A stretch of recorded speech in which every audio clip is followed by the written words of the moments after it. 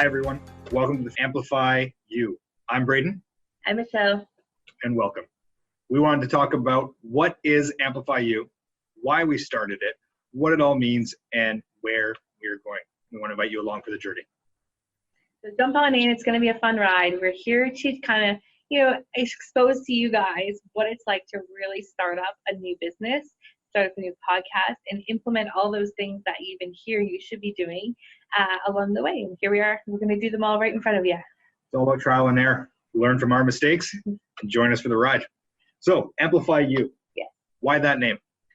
Well, we thought it was a really cool name because, your uniqueness is your genius, and unleashing it and really helping you get out there is ours. So absolutely. I believe your uniqueness is your genius because you have some interests and passions and probably have two or three that do not meet, or traditionally might not meet. However, where they do meet in your day-to-day is where you're a genius because nobody else is doing that like you. Absolutely. And we're really good at finding that out. So, wherever you are in the world, maybe something that you've done in the background, somewhere you've worked, some education you've taken, but you're not currently using it in your job, we can usually find a way to get that into, if that's a passion of yours, figure out what the crossroad is between your passion, your experience, and your education. And that's really where we come up with your genius. That's how unleashing it is our genius, because we like to work with you to find out what is your unique voice that the world needs to hear and help amplify it to get it out there. And that's why we amplify you. Right, and how we amplify you is through podcasting, online courses, and publishing, really. So 3 platforms we use for helping our, experts get their voice out. We believe that you're an expert in something in your life, and if you want to turn that into a profitable business, then we're the people you should talk to, because we're great at doing that, and we've been doing that for a long time. So to turn it into a profitable business, though, we really have to realize how busy you are. You might have a day job. This might just be a passion, or this might be your new day job. Either way, you need to leverage your time. And we're going to learn how about leveraging time through syndicating so that we can repurpose your content and get it across all platforms so that your time is being monetized. Yeah, which is awesome. One of my passions in life is seeing, helping families and people really, be able to hone in on what it is that makes them light up, what is it gets them excited, and turning that into something that they can make money with. Plus, then how do you figure out, how do you, not be busy in a business and, kill yourself as a CEO, but how do you use that and leverage your time to make the most amount of money, reach the most amount of people, make the biggest impact with your message, and how do you do that so that you can then spend more time, more freedom, maybe traveling with your family, living a lifestyle that you've always wanted. So that's really, really pains me to see people that are, apparently living the American dream. And, it's like, oh gosh, they're just not happy. They're stuck. They're living the grind. Living the grind, yes. Exactly. So let's talk a little bit about you, Braden. How do you fit in this, and what's your background? Okay. So for me, I've had, those 6 careers that you're going to have your entire lifetime. Mine have all had a common thread and theme. It began when I realized I had no musical talent, but a passion and love for music. I wanted to get in the industry. And my goal and my purpose with being in the music industry was to find the artists who had a voice, had a message, and something that they wanted to get out there to the world and to help promote them. So I worked in artist management. I worked with international musicians doing world tours. I booked their travel agent, all of that. And I realized I wasn't getting that personal one-on-one work with those individuals. It was more glorified travel agent. So I left there and learned about life coaching so I could have a little more of that personal impact on people's lives to help them spread their message and their word with the rest of the world. That transitioned into some time with employment counseling. I worked with a nonprofit organization, the YWCA.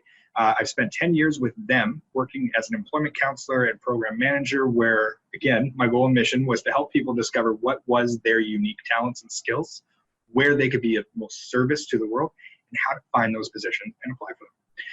After 10 years of that, speaking to Michelle, we have the perfect combination of skills and talents, because now we can take that same experience that I've been working with people in employment counseling and in the music industry, and we can utilize that to help you spread your message through podcasting, because we define that is the best way to get your voice out there to the biggest audience right now. Absolutely. That's return on your time and investment. So it might seem like Braden and I have known each other for a while, and we have. We've known each other for a really long time. And no, we're not married, and no, we're not friends. Well, yes, we are, but we are actually brother and sister. So this is how we've been able to do the crossroads. I've been the entrepreneur sister. He's been the employed brother. And now it's really cool to be able to work on an adventure together. So Michelle's lived a life of travel and adventure. I've lived a life of consistent employment and being the good employee. I've learned I'm a little too complacent. I'm taking turns learning from Michelle about how to be an entrepreneur. She's learning from me about how to implement those day-to-day practices to be a strong business partner. Well, one of the things that I've really learned this year is that, in order to create freedom, I really need to stop repelling schedules and systems and the repetition of the mundane little details. It will give me the freedom in the end of it, but really that's stuff that I've been struggling with for the last few years as an entrepreneur. So I'm really trying to implement that mantra that there's freedom in discipline. Yeah. Watch as I try to help her figure that out. Right. Yeah. So I'm not disciplined, and I love being an entrepreneur. I've been an entrepreneur for, I think, 12 years, I think, already now. Your whole life. And basically my whole life. I started hustling myself as a babysitter on the cul-de-sac when I was 11, and I was booked up every night. You were never home. Everything. You were either working or traveling. Yeah, right. So, but then I got travel bug in high school when, my school went to Italy for grade 10, I think. Yep. And then I was Miami in Switzerland, Miami for choir. I would join things just so, because I heard they were going on a cool trip, so I just joined the choir because I knew they were going on a cool trip. And then after high school, I really wanted to go into outdoor recreation, and working, travel for work, get paid to play, that kind of stuff.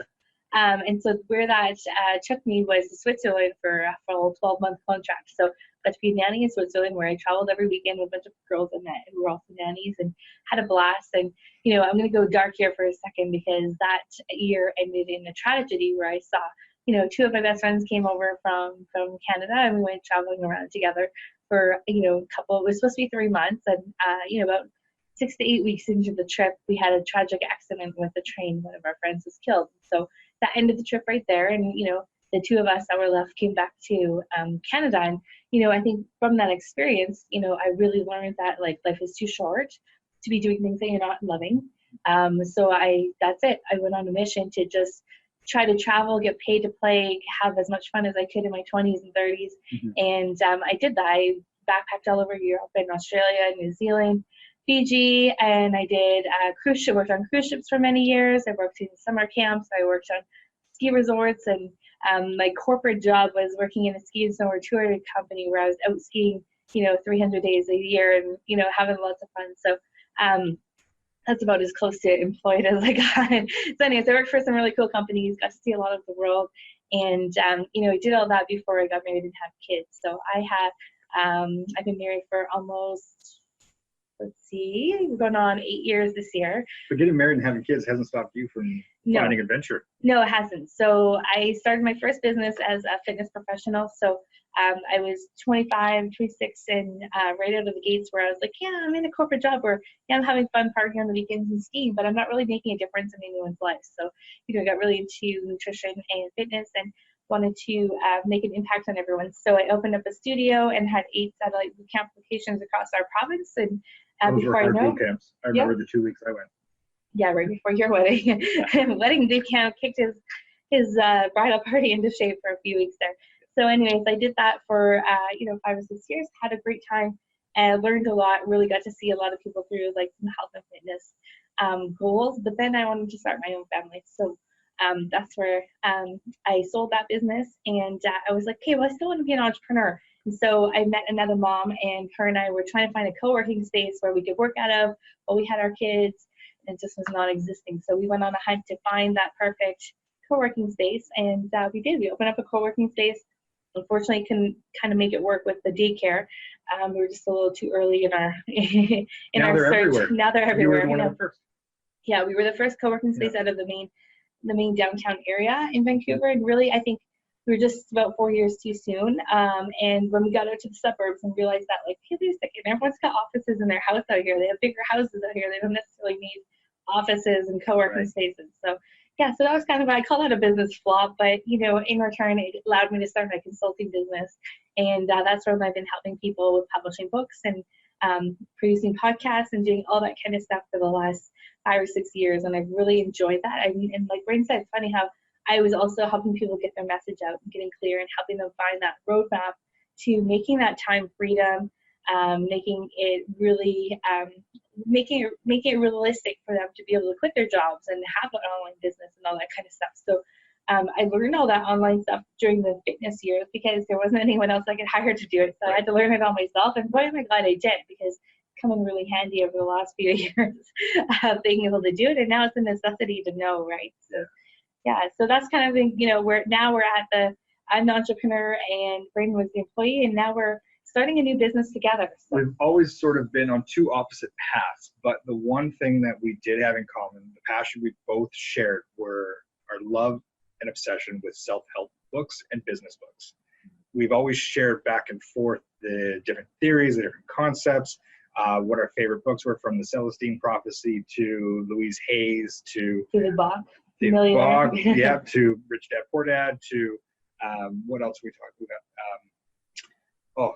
The names are just, it's endless. Yeah, we used to go to the Hay House events all together, and any courses or any of those kind of things that we were involved in. So in that sense, I would like to say that Amplify You might be a selfish endeavor, because what we're trying to do is find the next author, the next voice, the next person who should be one of those speakers, so that we can read their book, because we've read all the other ones that are out there. We need some new ones.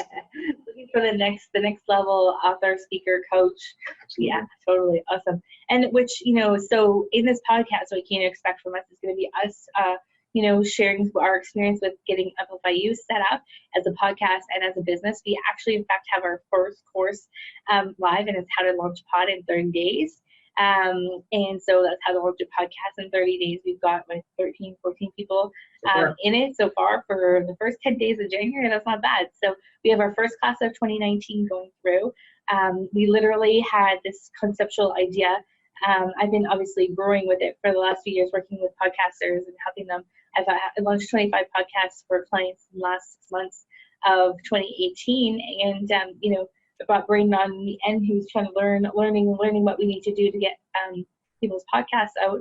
And, I think it's one of those interesting things, because we then created Amplify You, first week of January, I think January 2nd, 1st, got the logo, figured out what we want to do, how we kind of came together all of a sudden with our branding. We're like, this makes sense. And it was just all of a sudden it clicked. And within the first 10, 12 days, we have people registered for a course. So we're going to talk a little bit more about that in the process and what exactly we did to make that happen in the first 10 days of 2019. So pretty awesome. Does not say that happens all the time with people, but it's proof to say that it can happen. We're following the plumber with the leaky faucet mentality, where the thing that we need to do, that we do for everybody else, is the thing we need to do for ourselves. So we're going to take you on the journey with us as we launch our own podcast and train other people to do the same.